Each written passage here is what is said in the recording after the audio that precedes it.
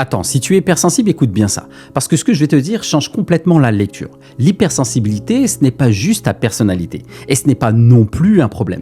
Très souvent, ça commence dans la mémoire génétique, dans la mémoire transgénérationnelle. Des lignées où il fallait être attentif, sentir avant de parler, s'adapter pour éviter le conflit.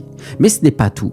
L'hypersensibilité peut aussi venir de l'identité que tu t'es construite avec le temps. Depuis l'enfance, quand tu grandis dans un environnement où tu dois faire attention, où tu dois t'adapter, où tu dois comprendre les autres pour être accepté, ton système nerveux apprend à capter en permanence. Les neurosciences montrent que le cerveau s'adapte à ce qu'il vit. C'est de la neuroplasticité. Donc ton hyperréceptivité n'est pas arrivée par hasard. Elle s'est construite et ensuite une identité se met en place. Fine, lucide, mais souvent sans protection.